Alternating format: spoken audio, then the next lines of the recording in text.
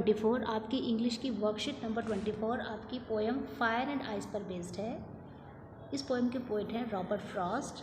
इस पोएट में सिंबोलिज्म को यूज़ किया गया है, जो कि हमने वर्कशीट 21 में पढ़ा था।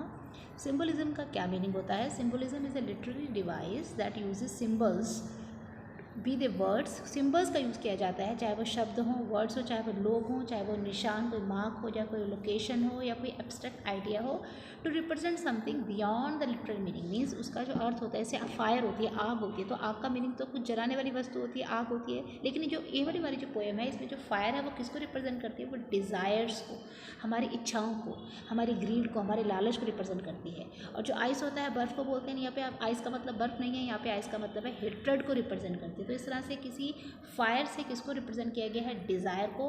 और आइस से किसको रिप्रेजेंट किया गया है? आइस से रिप्रेजेंट किया गया है हेट्रेड को। फिर से आप सुनिए, फायर से रिप्रेजेंट किया गया है डिज़ायर को, इच्छाओं को, हमारे लालच को।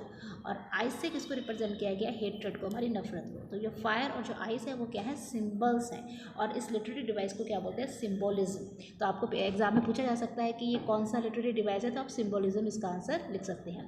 अब आपको कुछ वर्ड्स दे रखे हैं और आपको बताना है कि फायर को कौन से वर्ड्स रिप्रेजेंट करते हैं और आइस को कौन से वर्ड्स रिप्रेजेंट करती हैं। सबसे पहला वर्ड है ग्रीड। ग्रीड क्या होता है? लालच। तो ये जो वर्ड सबसे पहले हम जो फायर को रिप्रेजेंट करते हैं वो होते हैं जो लालच से रिलेटेड वर्ड होते हैं। तो सबसे पहले हम फायर वाले वर्ड्स देखेंगे, उनको हम अंडरलाइन करेंगे, और जो आइस वाले वर्ड हैं उन्हें हम सर्कल कर लेंगे। तो सबसे पहले आप लिख देंगे फायर वाले में ग्रीड। ग्रीड का मतलब होता है लालच। अगला वर्ड है लस्ट। लस्ट का मतलब ये होता है किसी चीज़ की पाने की बहुत ज़्यादा डिज़ायर, बहुत ज़्यादा नेगेटिव डिज़ायर, उसको हम लस्ट बोलते हैं। बहुत ज़्यादा लालच होना। नेक्स्ट वर्ड है कॉन्फ्लिक्ट होना। आपस में क्या होना? एक तरह का कॉन्फ्लिक्ट बना रहना, एक तरह की जो दुविधा बनी रहना, एक तरह की एक लड़ाई जैसा माहौल बने रहना। उसके बाद नेक्स्ट है हमारा फ्यूरी। फ्यूरी का मतलब भी बहुत ज़्यादा गुस्सा, बहुत ज़्यादा लालच से भरा हुआ जो इंसान होता है, बहुत ज़्यादा क्रोध से भरा हुआ जो इंसान होता है। ये जो वर्ड्स हैं हमारे ग्रीड, लस्ट, कॉन्फ्लिक्ट और फ्यूरी, ये किसको रिप्रेजेंट करते हैं? फायर को। तो आप ये चारों वर्ड्स कहाँ लिख देंगे? यहाँ पर लिख देंगे आप ये चारों वर्ड्स। अब नेक्स्ट हम आ जाते हैं आइस। आइस किसको रिप्रेजेंट करती है? आइस रिप्रेजेंट करती है क्रूअल्टी को, निर्दयता। आइस रिप्रेजेंट करती है इनटॉलरेंस को, रिजिडिटी को। आइस रिजिडिटी को रिप्रेजेंट करती है। आइस इनसेंसिटिविटी को भी रिप्रेजेंट करती है। आइस कोल्डनेस को भी रिप्रेजेंट करती है। नफरत से रिलेटेड जो वर्ड होते हैं, हेट्रेड को भी रिप्रेजेंट करती है। इंडिफरेंस को रिप्रेजेंट करती है। और एक वर्ड रह गया यहाँ पे हमारा एवराइस। बच्चों एवराइस का मतलब भी लालच से रिलेटेड होता है, ग्रीड से रिलेटेड होता है। तो ये भी हम किस में लिख देंगे? ये भी हम फायर में लिख देंगे। तो जिन वर्ड्स को मैंने सर्कल करा है, ग्रीड, लस्ट, कॉन्फ्लिक्ट, एवराइस और फ्यूरी, ये हम फायर में लिख देंगे। और जिनको मैंने अंडरलाइन करा है, इंटॉलरेंस, इनसेंसिटिविटी, कोल्डनेस, इंडिफरेंस, ये सब हमारी नफरत को रिप्रेजेंट करते हैं। इंडिफरेंस का मतलब होता है हमें फ़र्क ही नहीं पड़ना किसी से, किसी के साथ कुछ भी होता है। कोल्डनेस का मतलब भी होता है कि बिल्कुल हमारे अंदर कोई सेंसिटिविटी नहीं होना, हम बिल्कुल कोल्ड हैं किसी प्रति। तो हमारा जो रवैया है बहुत ज़्यादा कोल्ड है, इसका मतलब हम बिल्कुल सेंसिटिव नहीं है, हमें कोई भावनाएँ ही नहीं है। इनसेंसिटिविटी है हमारे अंदर। रिजिडिटी का मतलब भी वही होता है। और हेट्रेड का मतलब तो आप जानते ही हैं, नफरत होता है। तो ये जो वर्ड्स हैं, जो नफरत से रिलेटेड वर्ड हैं वो हम आइस में लिखेंगे, और जो लालच से रिलेटेड वर्ड हैं वो हम किस में लिखेंगे? फायर में लिखेंगे। अब नेक्स्ट हमारा जो पॉइंट है वो एसोनेंस। एक फिगर ऑफ स्पीच आपको बता रखा है, इसको बोलते हैं एसोनेंस। ये भी एक लिटरेरी डिवाइस होती है जिसमें repetition of the similar vowel, जो वॉवल की आवाज़ होती है, ए आई ओ यू, इस तरह की जो आवाज़ें होती हैं, जो साउंड्स होते हैं वॉवल के, उसको जब रिपीटेशन होता है उसे हम एसोनेंस बोलते हैं। एसोनेंस। अब यहाँ पर आपको 4 लाइन्स दे रखी हैं पोएम के, बता रहे हैं कौन सी पोएम में कौन सी लाइन में एसोनेंस नहीं शो किया गया है।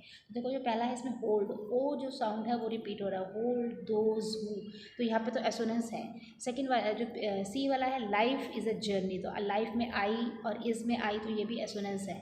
फिर थर्ड वाला है, try as I might the kite did not fly, तो इसमें कोई भी वॉवल साउंड यहाँ पर रिपीट होता नज़र नहीं आ रहा है। जो फोर्थ वाला है उसमें गो स्लो में ओ वॉवल साउंड रिपीट होता नज़र आ रहा है।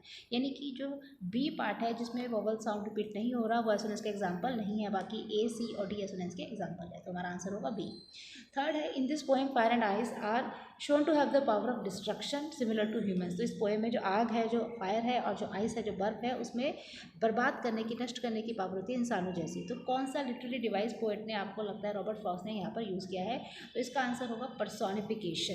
किसी निर्जीव चीज़ को, किसी वस्तु को इंसान की तरह दिखाने का जो जो लिटरेरी डिवाइस होती है उसे हम पर्सोनिफिकेशन बोलते हैं, जैसे आप हिंदी में मानवीयकरण अलंकार भी बोलते हैं। तो पर्सन को दर्शा रहा है तो आप इसमें पर्सोनिफिकेशन इस वाले लिटरेरी डिवाइस को आप अंडरलाइन कर लेंगे। तो इस तरह से बच्चों इस वाली वर्कशीट में आपने एसोनेंस और पर्सोनिफिकेशन दो लिटरेरी डिवाइसेस सीखनी है, और फायर और आइस को रिप्रेजेंट करने वाले जो वोकैबुलरी है, जो वर्ड्स हैं, वो आपको अच्छे से सीखने हैं। और सबसे इंपॉर्टेंट पॉइंट है सिंबोलिज्म क्या होता है ये आपको पता लगना चाहिए। जब हम लोगों को या किसी चीज़ से हम किसी आइडिया को रिप्रेजेंट करते हैं, जैसे कि हमारी पोएम में जो फायर है वो डिज़ायर को रिप्रेजेंट करता है और जो आइस है वो हेट्रेड को रिप्रेजेंट करता है। तो फायर से रिलेटेड वर्ड आपको जो लालच से रिलेटेड वर्ड होते हैं, ग्रीड होता है, एवराइस होता है, लस्ट होता है, फ्यूरी होता है, कॉन्फ्लिक्ट होता है, ये फायर से रिलेटेड वर्ड है। और आइस से रिलेटेड वर्ड कौन से हो गए? क्रूअल्टी होता है, इनटॉलरेंस होता है, रिजिडिटी होता है, इनसेंसिटिविटी होता है, कोल्डनेस होता है, हेट्रेड होता है, इनडिफरेंस होता है। ये सब हमारे वर्ड आइस से रिलेटेड हो गए। तो इस तरह से आपकी जो पोएम फायर एंड आइस पे बेस्ड वर्कशीट है यहाँ पर कंप्लीट हो जाती है।